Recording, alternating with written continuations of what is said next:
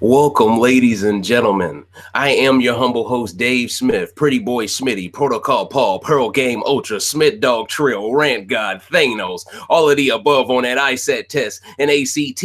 You know what it is. And this is Recency Bias Radio, ladies and gentlemen, where no one is safe from criticism. Your number one source for anything and everything there is rants concerning Big Brother Canada 7, ladies and gentlemen. And we are here once again for more coverage, post-show coverage of the season premiere. This will be for part 2, and this one will be entitled Shoot Your Shot, because Laura, she shot it, and she airballed that hoe. But that's neither here nor there. Welcome, ladies and gentlemen. Towards the end of this rant, I will be answering questions once again, so get your questions ready, ladies and gentlemen. But we will break down this episode, man, because there was a lot of great stuff in this episode. Number one, I'm happy that we saw a lot of players playing for their win conditions again. We didn't see no one go back on everything that they've said. And we even saw a lot of players tonight, despite the fact that in the last episode, we would all be led to believe that because everyone got exposed with all of their pregame strategies, well, some of them got exposed with their pregame strategies, we were led to believe that people were forced to pivot. But these are some stubborn players, ladies and gentlemen, okay? These are some stubborn SOBs, coach, because they ain't going. I mean, I saw the Play Possum Phenom tonight just come through and snatch wigs, coach. Just snatch them. You know what I'm saying? Sign that brother up for All-Stars. He's doing his thing, okay? We saw Kiki.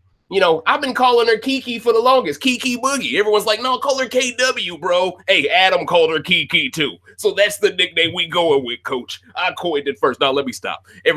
Someone would eventually call her Kiki. But at the end of the day, we saw a lot of stuff tonight. But what I find very interesting tonight, ladies and gentlemen, you've got a bisexual woman in Kiera Wallace, Kiki, who thought she could flirt with Adam by being in the shower with him and don't look over at me. She tried to play the reverse psychology game.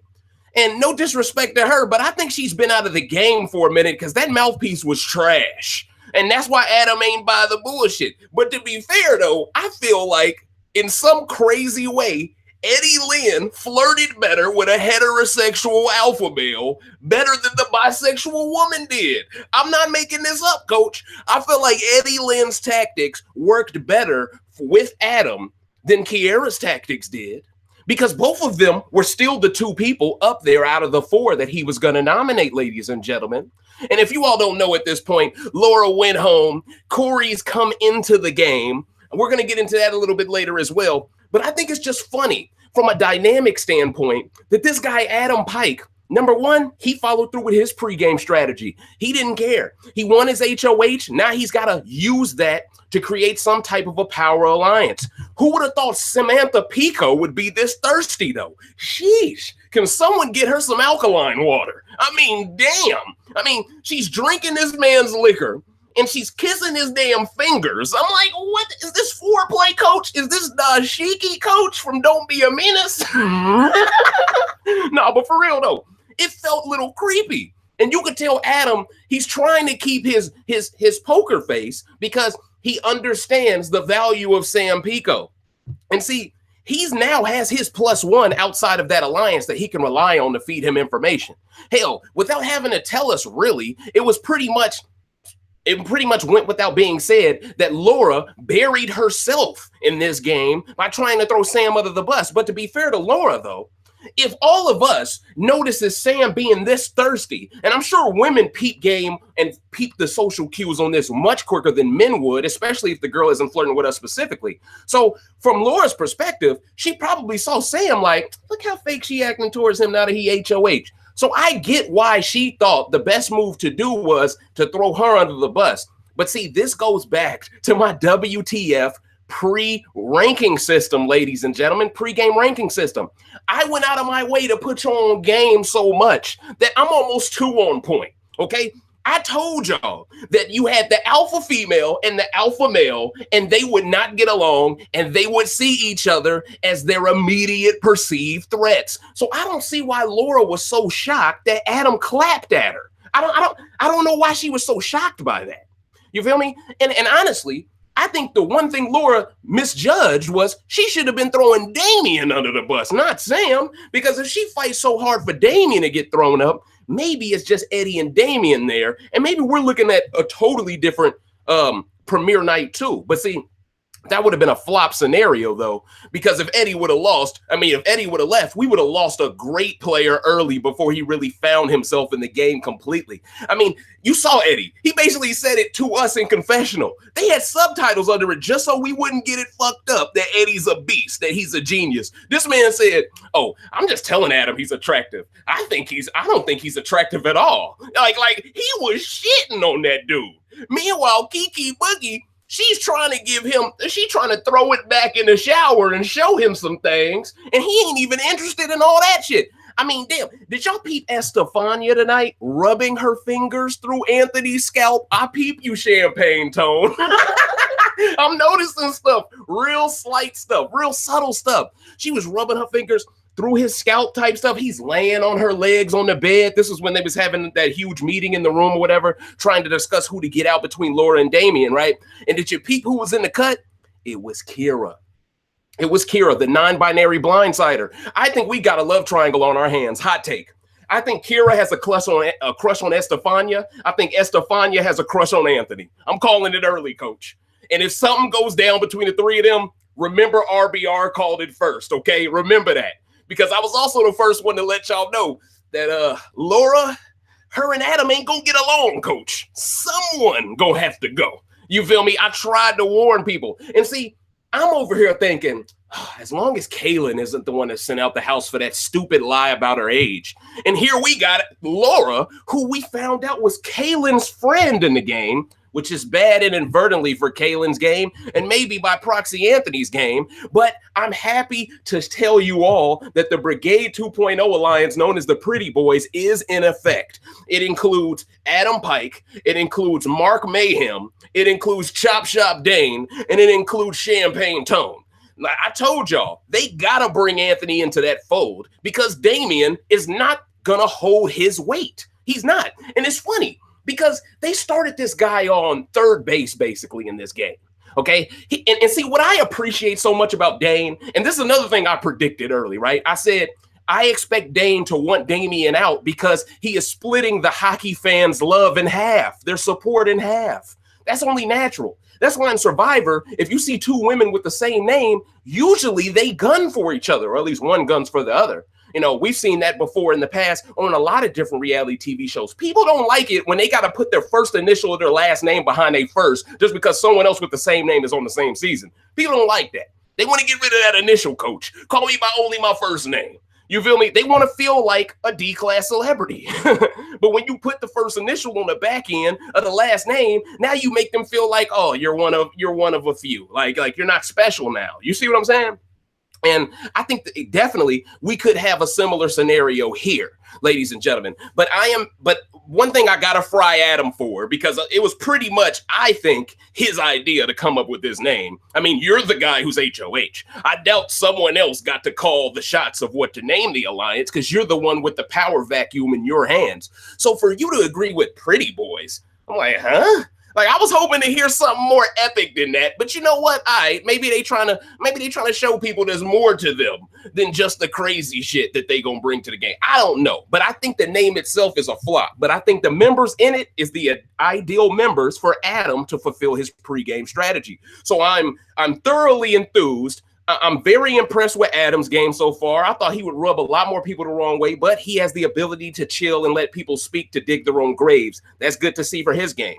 I'm happy for Mark because even though I was worried that they would choose Mark in their alliance over Anthony, now that we see that Damian's just on the outs and both of them are included, this is great for both Mark and Anthony's game. Not only that, though, it does feel like that this is an interesting scenario, because it doesn't really feel like Anthony is that close to any of the three he's in an alliance with, but it feels like Adam is very close to Dane, and then he's very close to Mark. And it feels like Adam right now, he's the one who's attached to Sam, Anthony, Dane, and Mark. Technically, they're in an alliance with each other of four, and they can all say they're attached to each other, but they all kind of got to work through the middleman, which is Adam. So that makes Adam very powerful.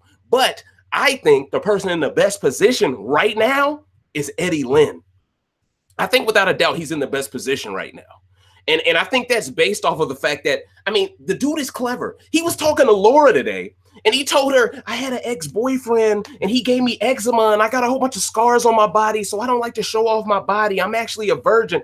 He's playing up him being this weak individual, and by playing it up to the women and not the men, the women, they're going to always have his back and defend him. And as the men wreak terror across the entire house, as long as Eddie Lynn stays around a little long enough to be able to yoke them, he's going to be able to beat all of them at the end, even though he didn't really control the actual pacing of the strategy. Because once they hear what his strategy was, then it makes it seem like Eddie Lynn allowed that strategy to coexist with his.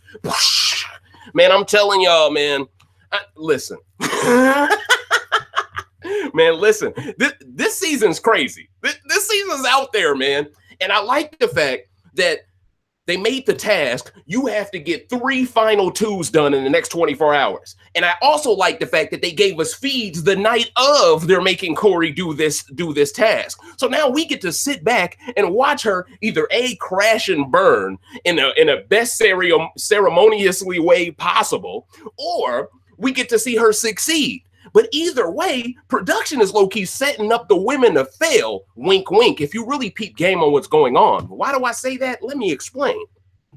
Because at the end of the day, Laura was perceived as the leader of the women because she was an alpha female, a huge feminist, right? So by getting rid of her, they lose direction. They lose leadership. Now, I'd argue the game is built for Chelsea to become that leader, but she can't show herself as that right now. But by Corey coming into the game late now, and also I'm shocked Big Brother Canada allowed them to see the other girl that didn't make it on the show as well, because by them telegraphing who they're about to allow in the house, that allows the house to get on code and come together on a way to evict this person, which is why it was essential and it was key for them to tell her if she pulls off this task, she gets safety for a week. Because if they didn't give her that safety for a week, then they were truly just throwing her out there to die. I'm just being honest. They were putting her out on the line for a shark to just take the bait. She's gone, coach. Okay, at least now she has a fighting chance. But the reason why I say the women are in trouble based off of this scenario is that if she does succeed and makes these 3 final 2s, who do you think she's going to most likely make these deals with? She's going to start off with the women, okay? And okay, let's say she doesn't go to Samantha Pico, because if she goes to Samantha Pico, trust me, Adam Pike's going to know about this. So even if she is safe for a week, she's basically done in another week, right? So it'll be interesting to see if she approaches Sam with this shit. But also, she'll have to read the room and figure out who was aligned to Laura before Laura left, because those are the people she should be trying to work with the most. Now, what I'm hoping for is that Kaylin doesn't take the bait on this bullshit. Honestly, I'm hoping she doesn't. But even if she does, my point of saying that the women are in trouble is if she makes these 3 final 2 deals with 3 women, then these are 3 women now who are caught up in a task, and they don't really know that this is a hypothetical alliance that is being made that isn't really going to be kept as a deal. So by them even entertaining it for a split second, they open themselves up to be distracted by the actual game going on over here with the pretty boys, okay? And as long as Corey comes into the game and distracts 3 women from getting on code together to come after the boys, that allows the boys to keep sweeping everyone out one by one. So at the end of the day, it's almost better for the women if Corey crashes and burns and doesn't make any of these deals, because then the women won't feel like they got to hide secrets from each other because Corey has a final 2 with 3 of them. You see what I'm saying? Because if there are only 7 left and 4 of them are caught up in fake final 2 deals, that means in theory, there's only 3 on the other side who can really come at the 4 guys in an alliance. They're the only ones that are free of ID. They're the only ones that aren't distracted enough to be able to see what needs to be done. You feel where I'm coming from? So it's going to be very interesting to see who applies what strategy, who realizes that their win conditions is based off of Adam Pike leaving soon. And see, that's the thing. Damien, by him surviving this vote, first off, he didn't survive this vote based off anything he did. He 100% survived this vote based off Laura making mistakes and trying too hard. He should thank Laura. He should send her a birthday cake when her birthday come around. He should send her something, okay? And did you peep Damien? Did you peep him exposing himself? See, this is why I didn't want him winning this twist. This is why I didn't want him winning this twist. This man's playing pool with Dane. He's playing pool with Adam. And he tells them, yeah, I didn't even apply for the show, guys. My girlfriend did it for me. And kudos to Dane and kudos to Adam, true super fans of the game that looked at that shit the way I would have looked at that shit. What you mean you ain't try out yourself? What you mean you ain't apply yourself? They looking at him like he a plant, and rightfully so, coach. And see, I'm shocked Adam didn't put 2 and 2 together. You know, this guy doesn't apply for the show, but he makes it on it. I come into a secret room and someone takes something that no one else seen. Something ain't right, coach. And then on top of that, Damian, for a guy who tried to be best friends with Adam, he gets thrown up on the block and Damian doesn't really look that bothered by it. I don't know. If I'm Adam Pike in that scenario, I'm thinking something ain't right. And the fact that Damian went back to get the blood veto when he only got an envelope that told him a veto existed, I didn't understand that. That made me think that Damian did something production didn't want him to do, because clearly he already knew about the veto's existence, meaning that envelope was only there to allow someone else the ability to know of a veto's existence, meaning he took the one envelope that could have given someone a hint. It's almost like taking the immunity idol clue in Survivor. It's almost like that. If you take the hidden immunity idol clue and you separate it from the actual idol and you make people think something is over there when nothing's over there, or on the contrary, you just leave a fake idol there and now they think they have something when they don't. It's very similar to that in a way, but I'm sure production didn't mean for this to happen. But my problem with this though is, by Damian going in that room and knowing the secret button to get in the room to go get the veto after he saw the envelope, by that button not being able to open the little trap door, now that brings suspicion to most super fans who watch this episode that production is waiting for the right moment to give it to their pet, and that's bad. Now, don't get it twisted. No one really wanted Damian to get the veto either, you know.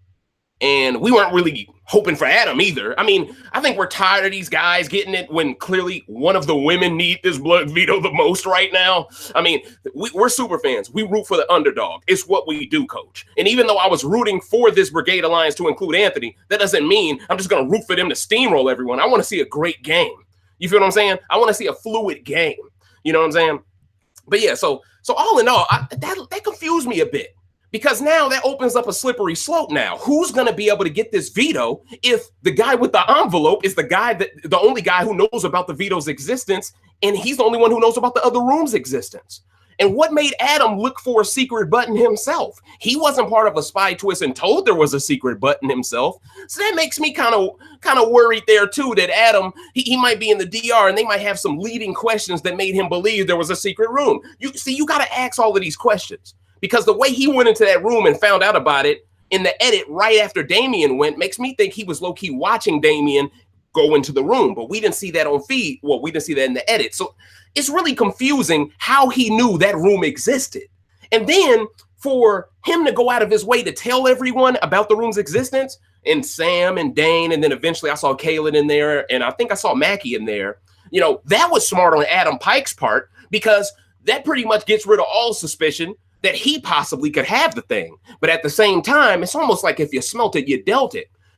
But the thing that he got going for him is he's the one in power. So if you're the one in power and you're the one who's up front with information and intel, you look like the one guy who would have had a right to keep said information to yourself. And you look like someone who isn't trying to hide something. So it almost works for him twice as good because he's in power. Whereas I would argue if Damian would have did the same thing and he doesn't have power, people would think he was trying to lobby that to get votes. You see where I'm coming from? So all in all, man, I'm really liking the strategy. The strategy is much more complicated than it appears to be on the surface, especially when you have all these wild cards in the game. I mean, Kira didn't even really get much screen time tonight.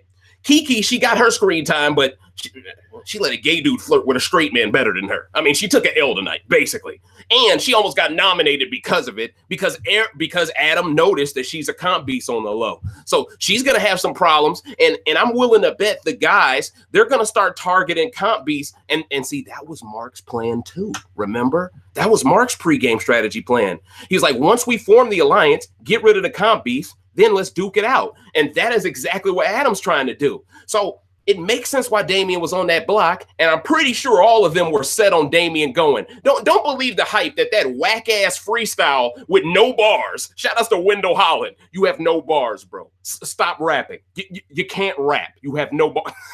Shout out to Wendell Holland from Ghost Island. Shout out to that brother. But like, first off, the rhymes he was spitting were nursery rhymes. But, to be fair, though, the expectations for him were so low because his personality is so stale like croutons that all he could do was exceed expectations there. But the fact that Laura couldn't find it in her to be more likable than Damian? You couldn't be more likable than stale bread, Damian? Come on. Why are you here? Do you go here? Is this your school? You know what I'm saying? Like, what? Like, I don't get. And see, this is why I thought she was a damn recruit in my pregame assessment. This is why. Because I feel like if you're a super fan and you see him doing that, you're not going to get frustrated because they're laughing at him and then do nothing. You got to match that, coach. And that's my problem. It felt like she only had fight when she realized it was over already. Talking about put some respect on my name. I was like, oh shit, this finna get real up in the month. And that's why I named this episode Shoot Your Shot, because she said that right after. But man, I mean, who would have thought in 2 days we would have all this drama, coach? And by the way, ET Canada, y'all got to give Ika more time than that with her all access behind the scenes show. You feel me?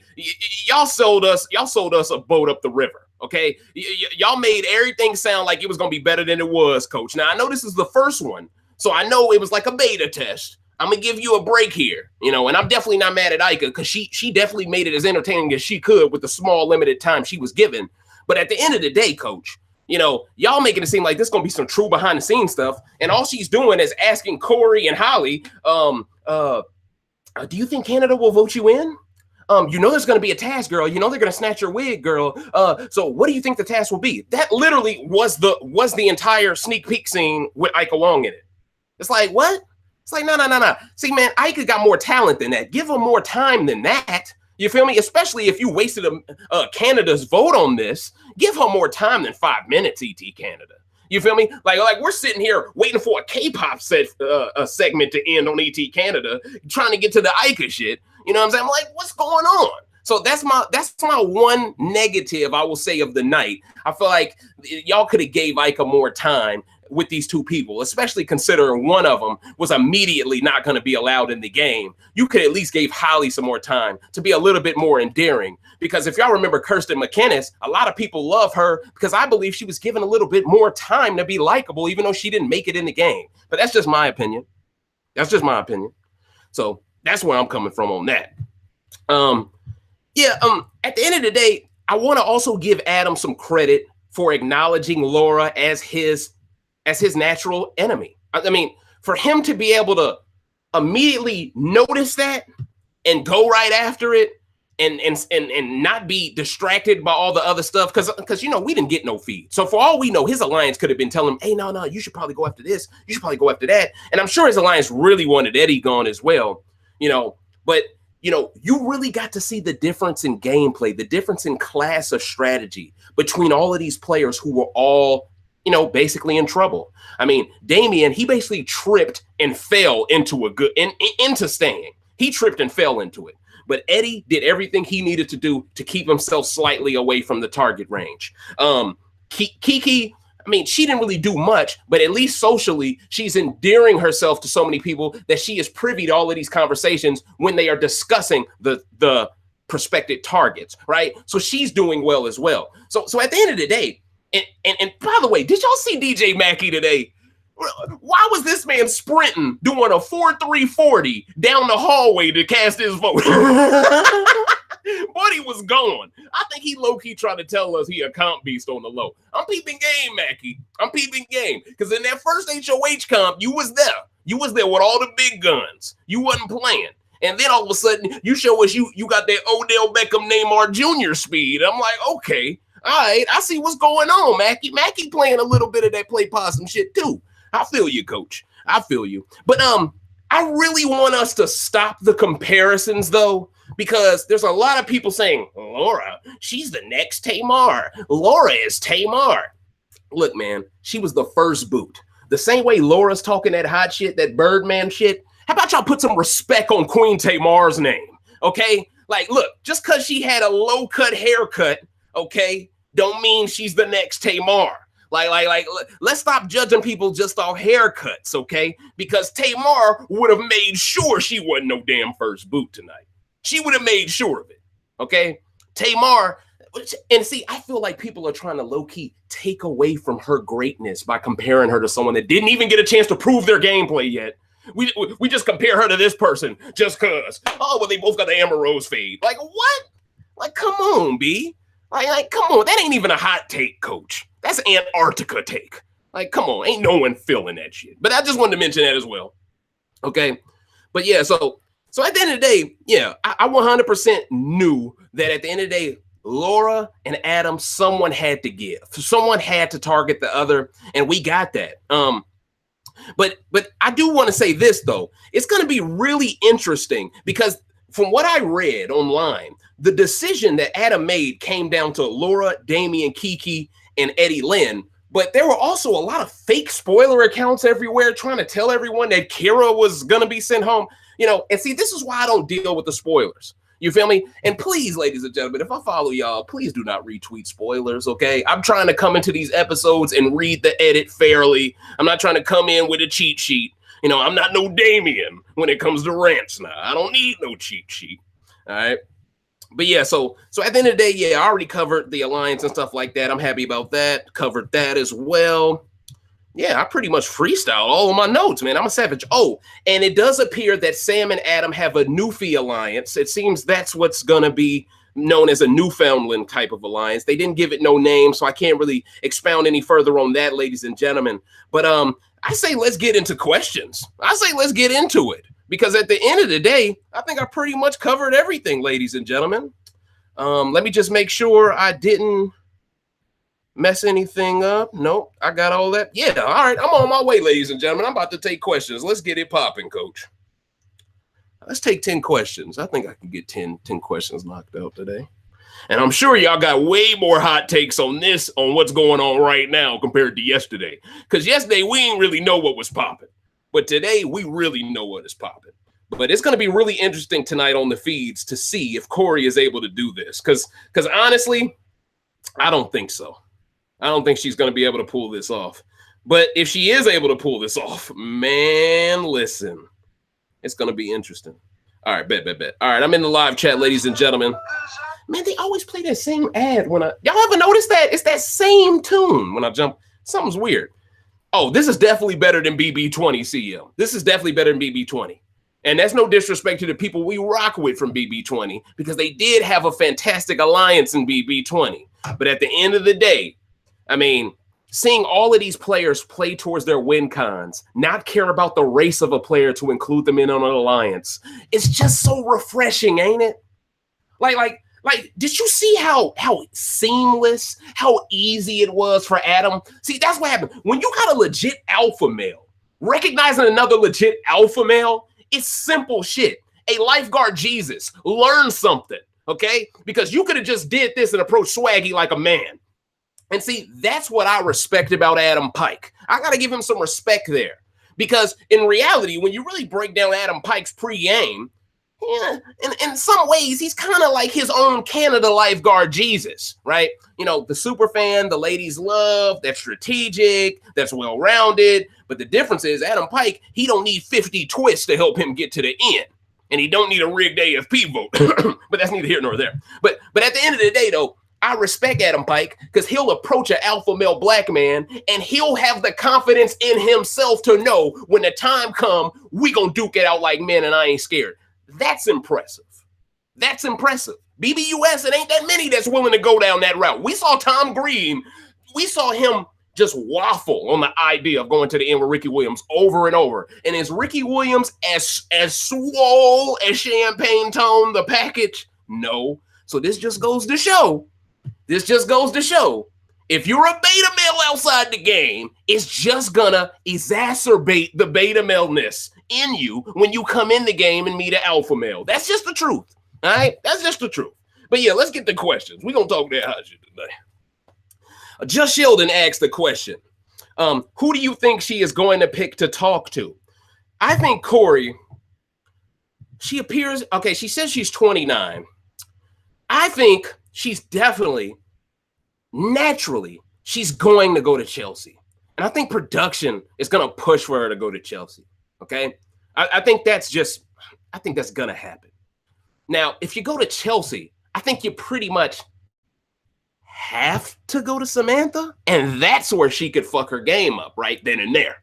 Because I think Chelsea can keep a secret because she isn't compromised yet. And she doesn't really have no loyalty or no crush on nobody. And she ain't thirsty like Sam is. But at the same time, though, yeah, I think she's going to go to them two. And I wouldn't rule out her going to Kira, okay? The non-binary blindsider. I think she's going to go to those three girls.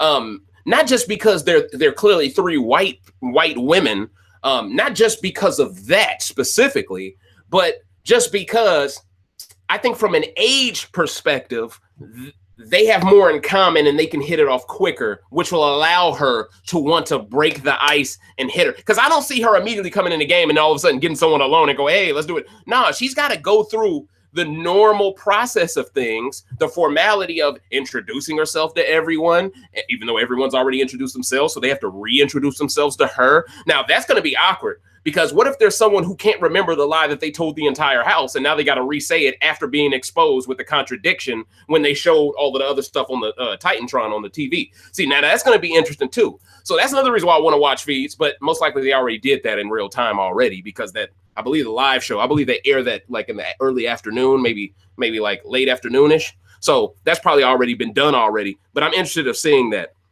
Rod asked the question, is this worth watching, fam? Rod, yes. And for all the people that don't know where to watch this, I'm just going to say this now. That way I don't have to keep posting the comment. Go to bmx-tv.net.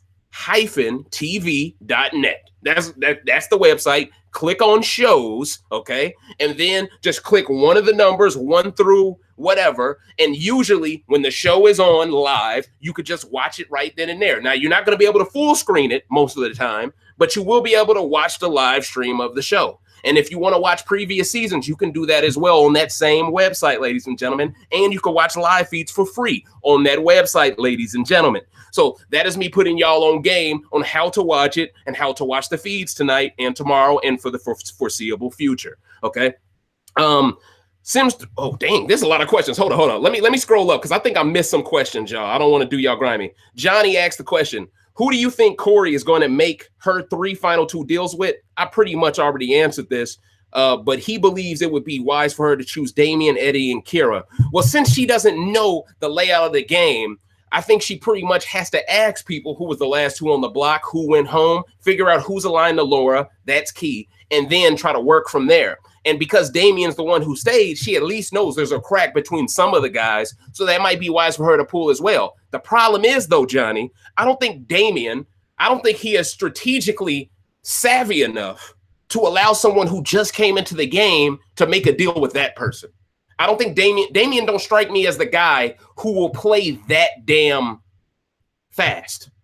I mean, look at him. He didn't really play that fast with the guys that he swore he loved when he was a damn spy. And see, that's my confusion. How are you a spy and got all of this privy information that no one else got, and you still couldn't lock up an alliance with nobody? Like, bro, you flop more than PSG. Anyone that watched the Champions League, you know that joke, it's an entendre joke. But let's keep it going. Okay, let's keep it going. Shout out to the Mighty Mods, by the way. I don't want to go ahead and leave y'all out of this. Shout outs to you all, because I see he's doing the heavy lifting tonight, and I appreciate it, my brother. I appreciate it. By the way, what the hell is First Nation? First Nation are the indigenous people of Canada. I believe their descent is French, from France, I mean. And I believe I'm right on that. And I don't want to say anything further because I might be wrong after saying that much. Okay. But yes, they're the Aboriginal people of Canada. Okay. So that's my answer to that question, ladies and gentlemen. All right. So now let's get to the question that I scrolled past because I wanted to get to the top before, I missed things. By the way, shout outs to Drew. I see you in the cut, coach. What's good, homie? What's good? Okay, a Neon Diamond asked the question, do you think Adam will protect Sam over his alliance? Absolutely not. Absolutely not. I think he's going to cut her like Lane cut Brittany Haynes, and I think it's going to be great TV.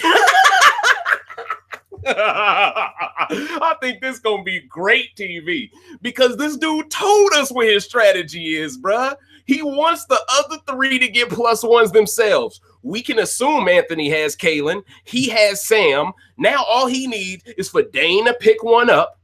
And honestly, if what's the name? If Corey somehow makes these 3 final 2 deals, I think it will behoove this strong alliance to recruit her. Why? Because most people are going to be on code and want to alienate her immediately before they realize that she's going to be safe if she fulfills this task, right? So pull her in now before she's safe. And even if she makes the final 2 deal with 3 members of that group, what it does ensure is that's one less girl, but that would also keep the women from being in utter chaos with themselves. Because if she does make there's 3 final 2 deals with women, it's almost guaranteed for the men to last longer. So I think Adam and Mark, but they're not privy to this information. So I think the aggressive play for a superfan would be to get close to her the same way the alliance who was in the lead in BB Canada 2 recruited Allison. But like I mentioned in the last rant, it was out of Allison's hands because no one believed the lie she used.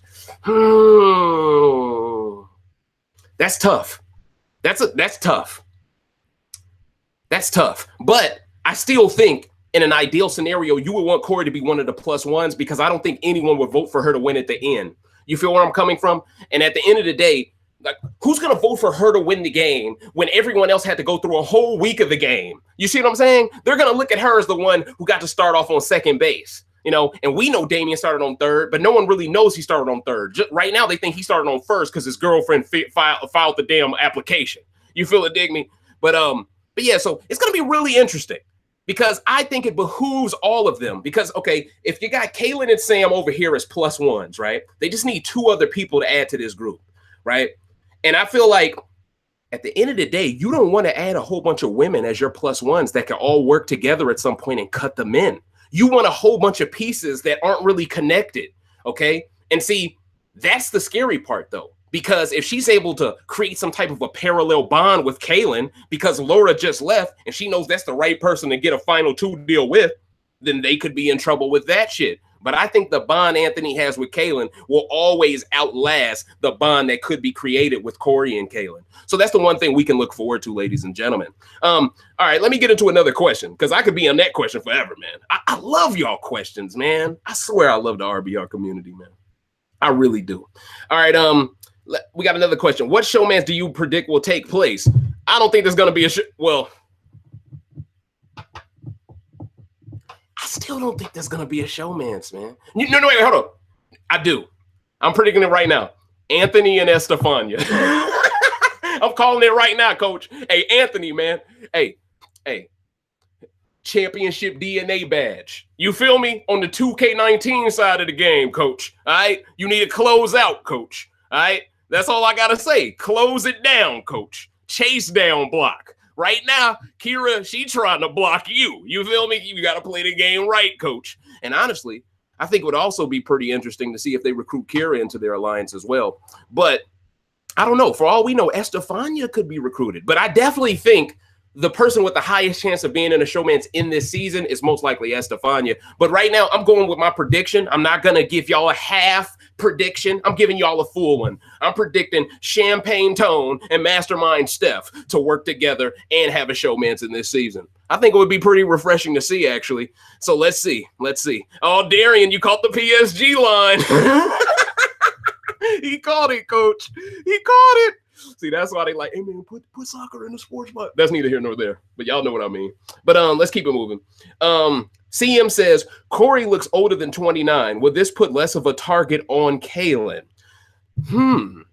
That's a good question. I don't know. Because I think the way Laura went out and the way Corey came in, I don't think these house guests remember any of the lies Kaylin was talking about. I think they realizing it's much more smoke out here. And we ain't got no gas mask. Like, for real, it's finna get real, coach. Oh, snap. I actually unpaused that. It's finna get real, coach, and they know it. You feel me? Man, you better get yourself a thick thermal, a balaclava. You better get yourself something, coach, because the smoke is coming. And see, that's why I like this season, man. Anyone can get it from any direction, bro. It's friendly fire on. It's Call of Duty hardcore mode. Everybody getting hit. You feel what I'm saying? But that's my perspective on that, ladies and gentlemen. All right, let's see if I can get to some more questions. Y'all know me, man. I'm out here. I'm out here fooling. Sims 3 Reality Central asked the question, do you think Adam exposed his alliance with Samantha during the nomination ceremony? I think he did, but the great thing about him doing that is I think he only exposed it to the people who already knew about its existence, right?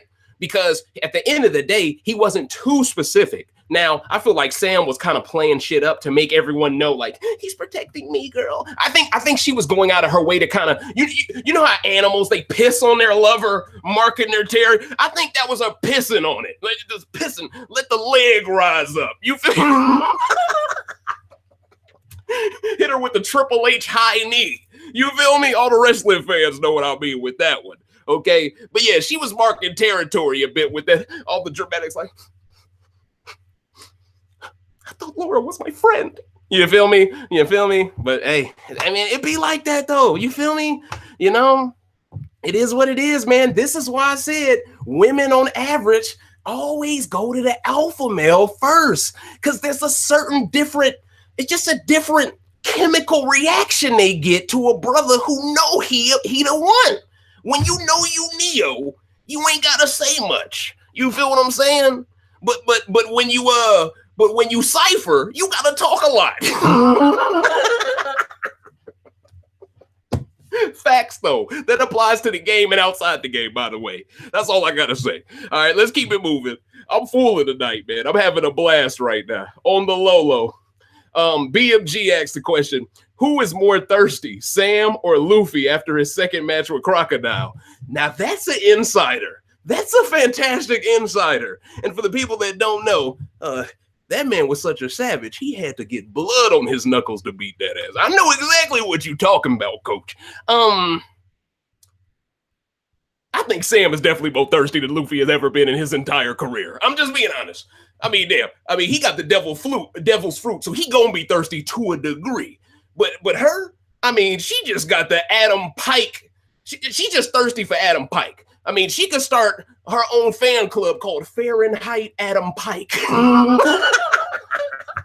She's adamant about Adam's.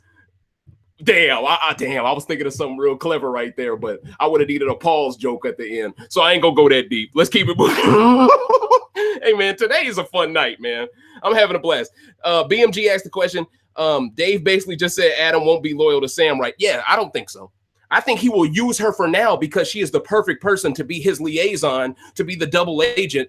No pun intended, because this is an agency type of season. But he wants her to come in between all of the women, gather information, and come back. But I think the women at this point, because Laura already pretty much said what it was in her speech, she pretty much told everyone, hey, I had a deal with Sam. She threw me to the wind for some D. And at the end of the day, she gonna do the same thing to one of y'all. So what y'all finna do? Vote for me to stay. You feel me? And then you got Damien. Oh, I'm just a freshman. All of you are seniors, and it's freshman hell week, and I understand, but don't throw any chocolate milk. Shut your ass up, man. What? Damien, ain't no one buying this acting job, man. I feel like I'm a student and all of you are the sensei. Man, who are you, Chris Brown now? Shut your ass up. Like, this dude, man, listen. All we needed was the LeBron James violin gif to show up. Like, I'm like, bruh, chill, okay? And you could clearly tell Laura knew she was going home because she had that catastrophic speech syndrome where you like, you know what, man? I don't even care no more. I'm just gonna unleash a bomb. If I gotta go, I'm gonna make sure it's planetary devastation pain. You feel it, dig me? But that's neither here nor there as well. So let me get to another question, ladies and gentlemen. Do you want to revise your estimated marks on Eddie, Dave? Your estimated marks? No, not at all. I think Eddie right now is proving to be a top a world-class type of player. I think he's proving it, because for him to avoid this eviction, and I can't let the elephant in the room go, by the way. I have a sneaky suspicion that production pulled Adam Pike to the side and said, hey man, look, we can't have no one from the LGBT community going home first. All right. Now do whatever the fuck y'all want to do week 2. All right. But this week, it ain't gonna look right. And people think Mitchell Moffitt coming. So we need you to keep them off the block, coach. Okay. Now you can put them in your top 4. All right. You can do that. All right. Like Chris Rock in the Top 5 movie. You can do that. But we can't have no one in the LGBT community going home first. Because think about this, ladies and gentlemen. If anybody in the LGBT community is on the block next to Damian goes home immediately. Meaning, I think they pulled him to the side and said, don't put no one up because there's no veto, which made him in turn, in a way, be forced to put up Laura. And Laura was the only person who would have went home over Damian in that scenario. Kiki Boogie ain't going home over Damian. I'd argue Eddie Lynn ain't going home over Damian either. There's too many people in that house that love Eddie for who he is and don't feel anything for Damian. You mean to tell me what 2 bars of a freestyle with a terrible beatbox, by the way? I hope that wasn't Anthony doing the beat. That didn't feel like someone who grew up in a public school. That didn't feel like someone who had the pencil, the number 2 pencil in the cut.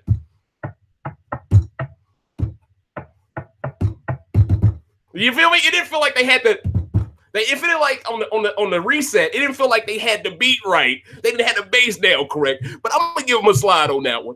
I don't know who did the beat. I'm thinking it wasn't Anthony though, because I think he would have put more percussion in the background. You feel me? We talented, man. We talented. All right. Let me get back to more questions, y'all. I'm fooling tonight, but hey, it's the second part of the premiere, man. If you can't have fun tonight, when can you have fun? All right. And the feeds are to look forward to after this. You feel me? You can't go wrong tonight, coach. Sims 3 Reality Central asked the question, do you think Adam exposed... Oh, no, he already asked that. Jess Sheldon asked the question, Dame was playing with Kira, so what do you think about that? I think she could be a +1. Actually, it does make sense for Dame to get along with Kira, the more I think about it. And did you all notice that when Corey came into the house, did you notice there was 2 specific people who looked really pissed about this idea? It was Dane, and if I'm not mistaken, it was Samantha Pico. Both players are Adam Pike's closest ally, and this is Adam Pike's outgoing HOH week, meaning he can't compete for HOH, okay? So for one, this tells us that they won't compete for HOH until this task is completed, because it doesn't make any sense to allow a new player to compete in the HOH comp when there is, in theory, it's still a chance for this person to crash and burn and be sent out in 24 hours. So that means they're probably not going to have this HOH comp until Saturday or Friday night. You feel me? So just looking at it from a chronological perspective, I mean, we could pretty much jump to that conclusion. Another HOH will not be crowned until at least Saturday. So I think they're going to stall for time by dangling that blood veto in people's faces during this task as well. Because I'm thinking there's got to be something else for us to look forward to. And by the way, shout outs to Big Brother Canada as well and Global TV for adding the quad feed to their live feeds as well. Now, I don't think we're going to be able to really enjoy it too much on BMX, but it's good that they have that feature. Sometimes I take for granted the great features that BBUS does come with, ladies and gentlemen. Okay, so I'm willing to take 3 more questions if you got them. Let's get it popping. Yeah, okay. BMG says you get free live feeds for BBUS also. Wow, I didn't know that. Wow, I've been paying for them. You know what? Hey, man, it is what it is. Money's gone now. It's only $6 anyway. Sims 3 Reality Central asked the question, who would be a good HOH for optimal strategy and entertainment next week? Great question, Sims. My fault. The best HOH possible for entertainment next week?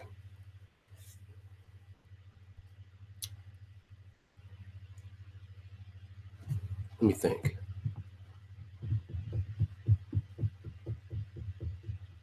I think you gotta say, ooh, you know what? I think it's a tie. No, it isn't a tie. I think Eddie Lynn would be the most interesting to see with a HOH right now.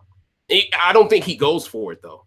But I do think DJ Mackey with an HOH this early, I think it would do great for one reason. You know what I was talking about regarding previous seasons about how players who are often underestimated, they usually try to win early in the game to gain some respect of their peers.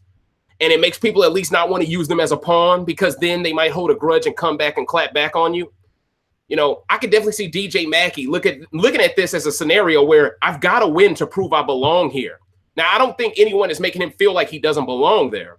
But, you know, the way he was sprinting down that hallway, it was almost like he was preparing for an HOH comp that's not happening tonight. It's like, Mackey, calm it down. Like, what if you tore an ACL or something right there? Like, come on, coach. Then we would have had to deal with Holly coming in this bitch.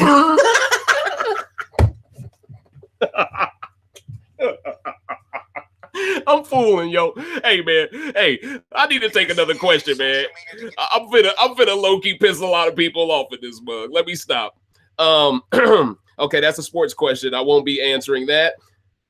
Well, that's technically a sports question too, but it encompasses Damien. No, I will not call Damien that. Damien is still First Nation Damien until further notice. Okay, he is still First Nation Damien, and I still can't believe Laura went out like that, man. I still can't believe it, Coach. Man, Damien is sitting there, stale crouton and all, and you say, you know what? Hold my beer, Coach. Hold my margarita. I'm going to talk that hot shit for no reason. Damn. And see, the women needed Laura, yo. When you really look at this roster, man, look, no disrespect to Corey. She might be a good player. But I just feel like Laura brought a certain intensity to the game we don't see from a lot of female players. And she didn't allow her intensity to slowly build up. Her shit was boiling from day one. And that's just the story of it. So at the end of the day, ladies and gentlemen, this has been the third rant technically, but the second one to cover the second episode of the premiere, ladies and gentlemen. This rant has been entitled Shoot Your Shot, ladies and gentlemen, for Big Brother Canada 7. I am your humble host, Dave Smith, once again, and this is Recency Bias Radio, where no one is safe from criticism. If you could, please like, share, and subscribe. And on the right side of my channel's page, click on that bell so you could be here with the most lit live chat in Big Brother Canada history, bar none. And some of y'all might need to re-click that thing. Might have to unclick and click again, because I'm hearing a lot of complaints from a lot of people that for whatever reason, they're not part of the notification gang no more. And I think that's disrespectful to RBR Nation. So YouTube, get your stuff together, Coach, because my people want to be here on time, Coach. All right. But at the end of the day, man, I truly appreciate y'all coming through and showing me some love, man. And I'm finna get to these feeds and see what's popping. I hope y'all do the same, man. I'm Dave Smith once again, and I'm out. And by the way, if you haven't, be sure to check out my pre-game cast assessment, because once again, it provides plenty of context as to why I jumped to the conclusions you saw today before gazing at the feeds. So ladies and gentlemen, I hope you have a great night. I'm out of here. Enjoy your Friday tomorrow. I will see you all most likely after the next episode. I'm assuming it's Sunday. So see you then. Deuces.